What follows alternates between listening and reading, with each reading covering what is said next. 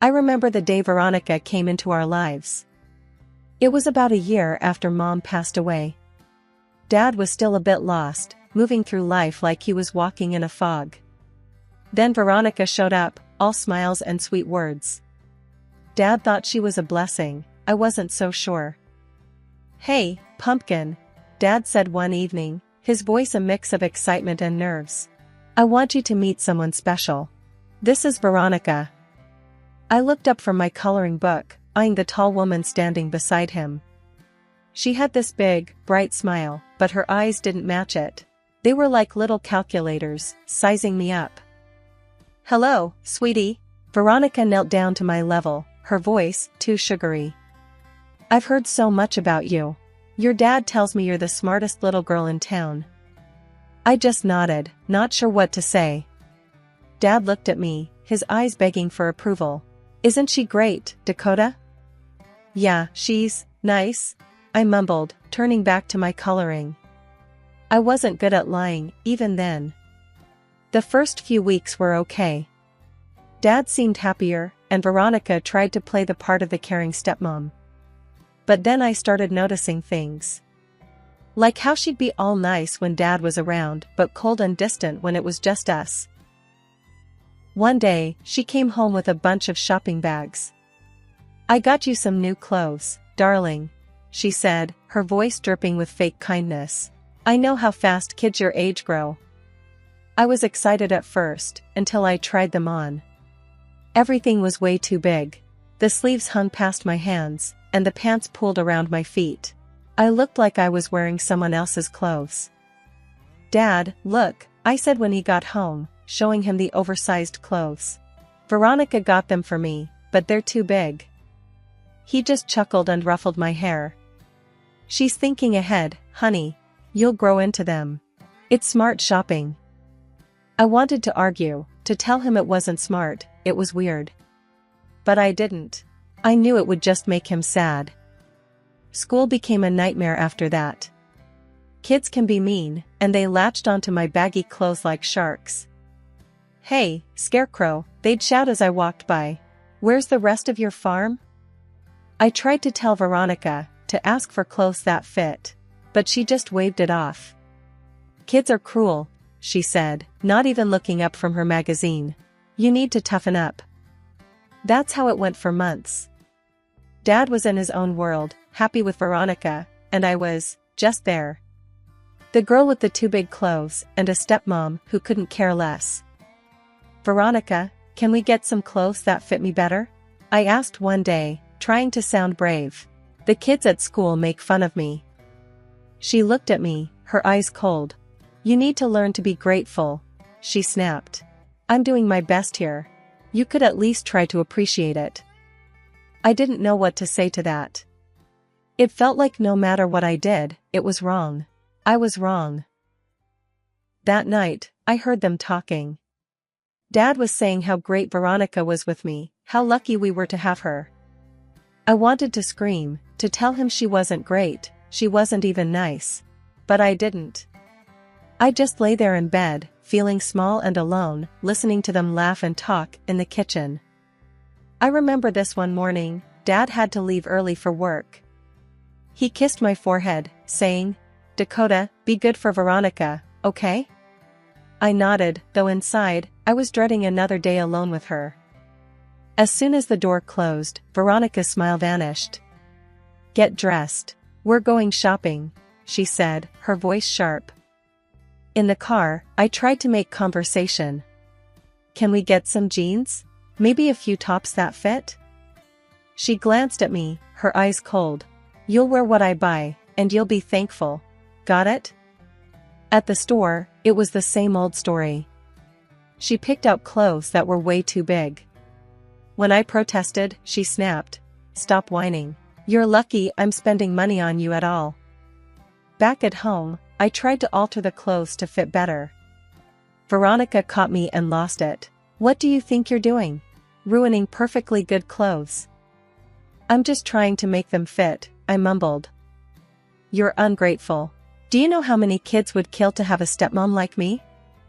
I wanted to say, "Not many, I bet." But I kept quiet. Arguing with Veronica was like talking to a brick wall. A few weeks later, she joined the school parent council. It was her new stage, and she played her part perfectly. I overheard her talking to other parents at a school event, her voice dripping with fake concern. "It's so hard, raising someone else's child," she sighed. "But I just love her like my own." The other parents ate it up. "You're such a saint," one of them said. "Taking on such a big responsibility." I felt sick listening to her. At home, it was a different story. If I left a cup on the table or forgot to make my bed, she'd go off. "Look at this mess. Your mother would be ashamed." One night, I tried to talk to Dad about it. "Veronica's different when you're not around," I said, hoping he'd listen. He shook his head, a tired look on his face. "She's doing her best, honey. You need to give her a chance." "But Dad." "No buts. She's your stepmom now. You need to respect her." It was like talking to a statue. Dad wouldn't hear a word against Veronica. I felt so alone, like I was trapped in a nightmare and couldn't wake up. Life with Veronica was like walking on eggshells, never knowing when she'd snap. I was counting down the days until I could leave for college and start my own life. But then, everything changed again.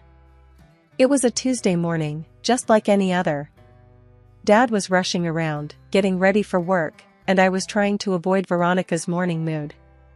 Suddenly, Dad clutched his chest, his face twisted in pain. "Dad!" I screamed, rushing to him. Veronica came running in, her usual mask of concern back in place. "What's happening?" "I don't know, he's in pain." I was panicking, tears streaming down my face. Veronica was on the phone in seconds, calling for an ambulance. But it was too late. Dad was gone before they even got there. The next few days were a blur. Relatives I hadn't seen in years came pouring in, offering their condolences. Veronica was the grieving widow, perfectly playing her part. She'd cry on cue, telling everyone how much she loved Dad, how she didn't know how she'd manage without him. At the funeral, she gave a eulogy that would have won an Oscar. "He was the love of my life," she sobbed into the microphone. "And I will miss him every day." I stood there, numb, watching this performance. I wanted to shout, to tell everyone it was all an act. But I couldn't. I just stood there, feeling more alone than ever. After the funeral, once everyone had left, Veronica's mask slipped. We were alone in the house, just the two of us. She turned to me, her eyes cold and hard. "Now that your father's gone, things are going to change around here," she said, her voice low and menacing. "You're going to learn to respect me." I was still in shock from Dad's death, and her words felt like a slap in the face. "What are you talking about?" I managed to say, my voice barely above a whisper. "Don't play dumb with me, Dakota," she hissed. "Your father's not here to protect you anymore. And I'm not going to put up with your attitude." I couldn't believe what I was hearing. My father had just died, and all she could think about was herself. "You're unbelievable," I said, my voice shaking with anger. "He was your husband. How can you be so cold?" She laughed, a harsh, bitter sound. "Oh, please. Your father was a means to an end, nothing more. And now that he's gone, I'm in charge. You'd do well to remember that." I stared at her, feeling a mix of rage and despair. She was right about one thing: Dad wasn't here to protect me anymore. I was on my own with this woman who saw me as nothing but a nuisance. Life with Veronica after Dad's death was unbearable. She turned the house into a prison, and I was the unwilling inmate. I knew I had to get out, but I didn't know how. That's when Aunt Lucy stepped in. One evening, Aunt Lucy came over. She was Dad's younger sister, a feisty woman with a no-nonsense attitude. She had heard about Dad's passing and came to see how I was doing. But when she saw the way Veronica treated me, she was furious. "This is no way to treat a child, Veronica," Aunt Lucy said, her voice stern and unwavering. Veronica just rolled her eyes. She's not a child anymore, Lucy. She needs to learn discipline. Aunt Lucy wasn't having any of it. Discipline? Is that what you call this? She's practically a prisoner in her own home. I remember sitting there, watching them argue, feeling a glimmer of hope for the first time in months. Aunt Lucy was taking my side, something no one else had done since Dad died. Listen, Veronica, I'm not going to stand by and watch you treat her like this, Aunt Lucy continued. She's coming with me. Veronica laughed, a cold, cruel sound.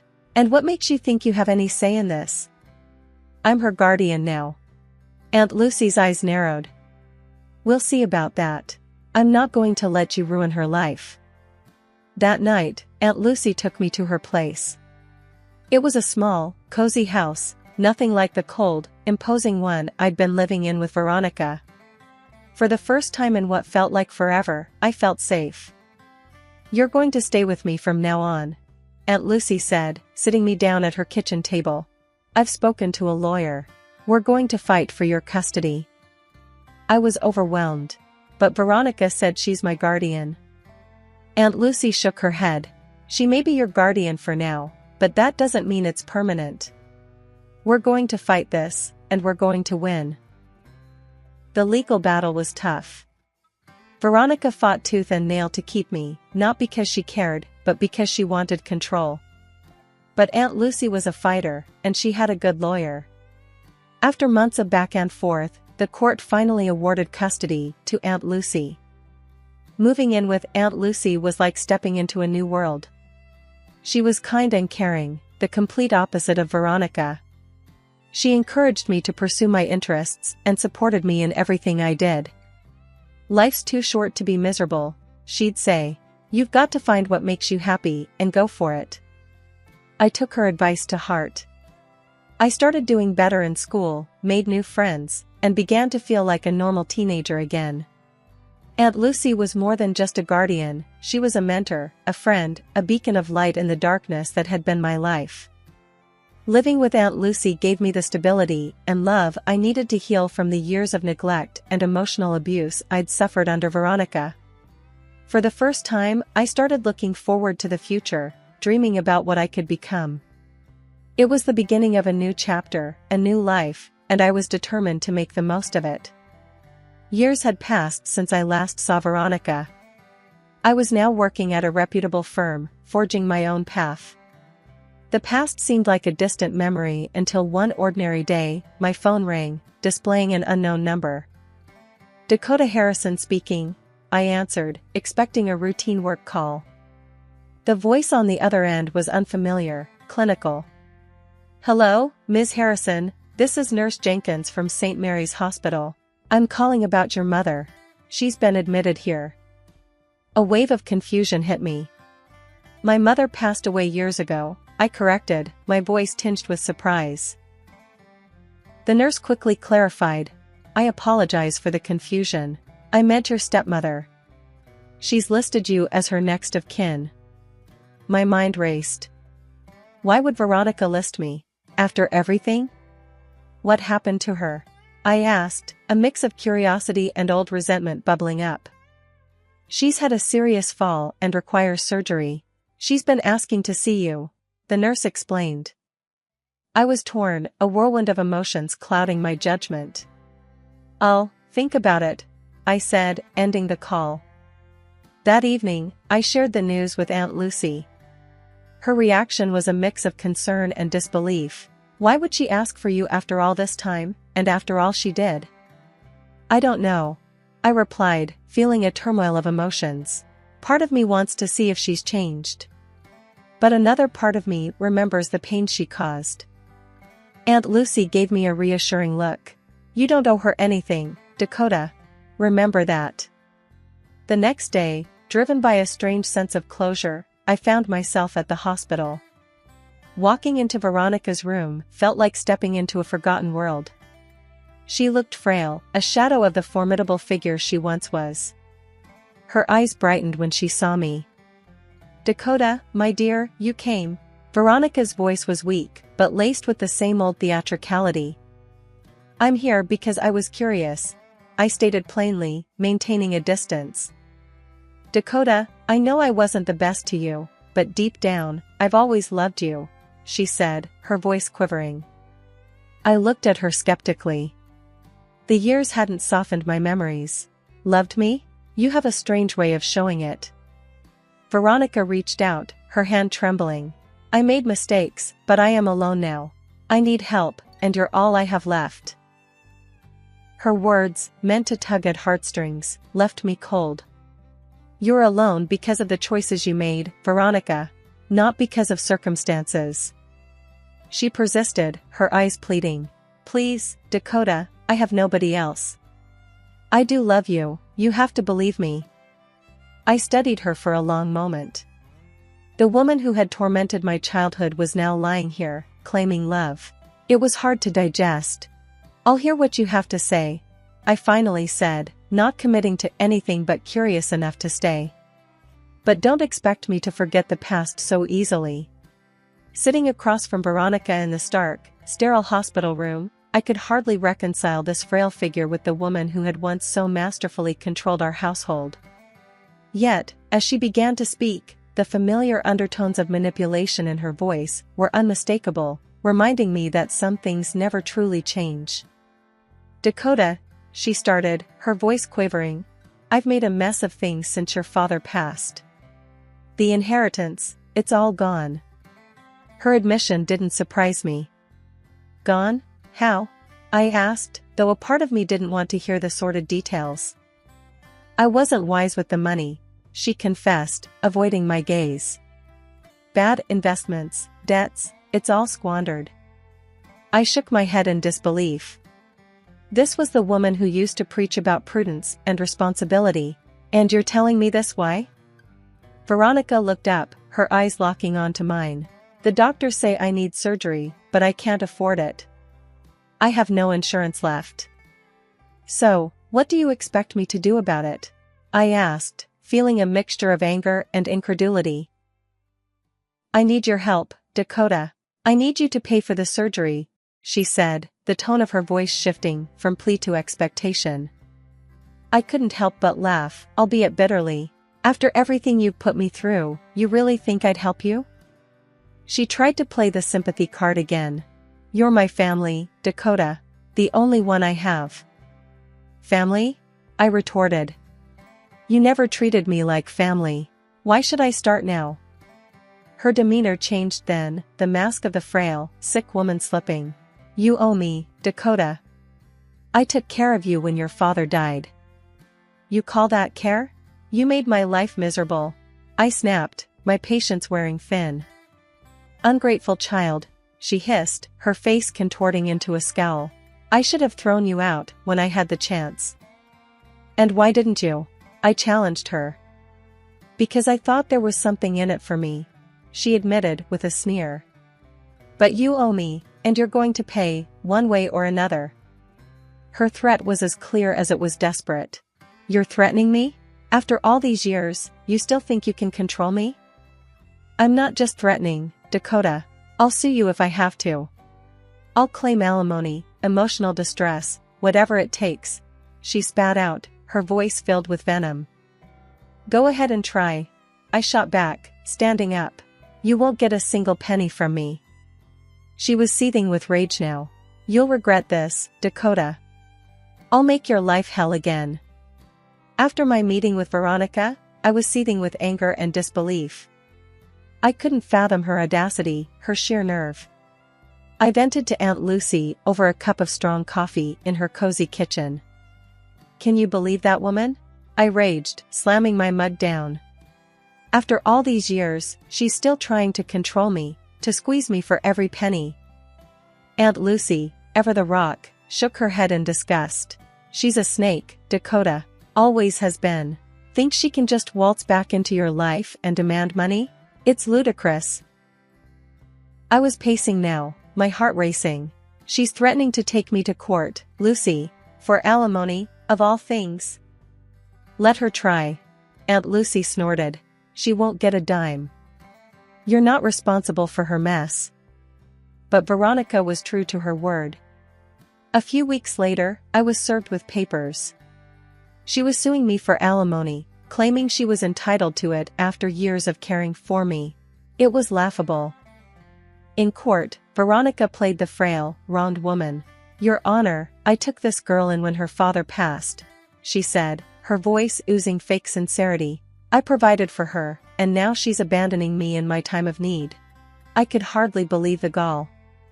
When it was my turn, I stood, my hands trembling with a mix of nerves and anger. "That's a lie, Your Honor. She made my life a living hell. My aunt here has been my guardian and support for years." The judge looked over his glasses at Veronica. "Is this true, Mrs. Harrison? Were you not this girl's legal guardian?" Veronica faltered, her facade cracking.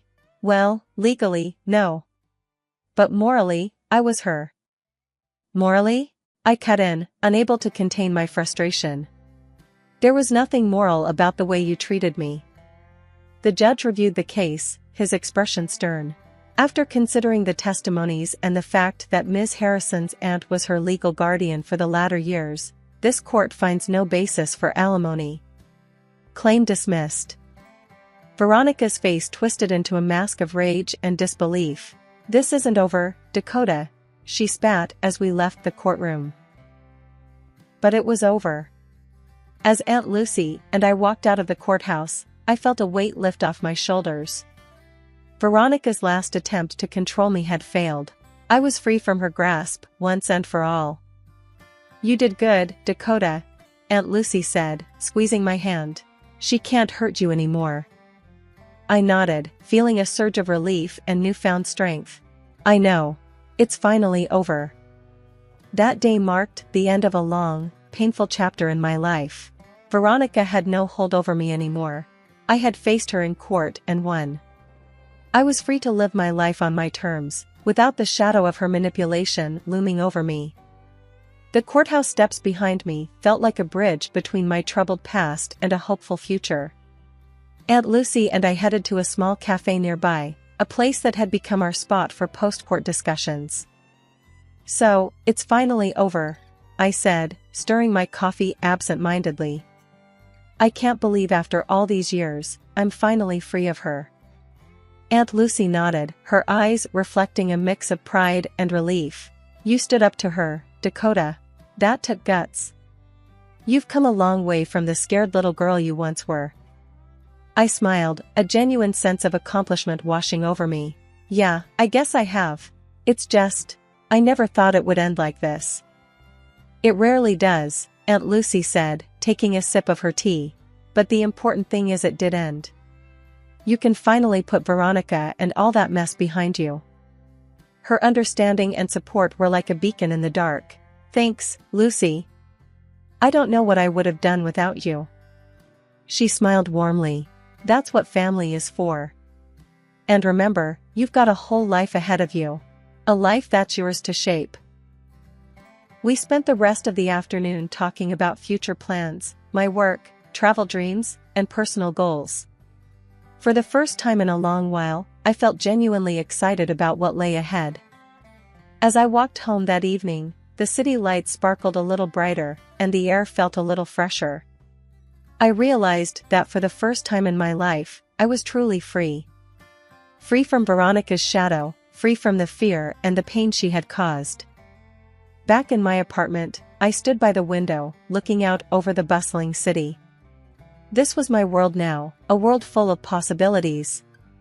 I thought about everything I had overcome, the battles I had fought, and the strength I had found within myself.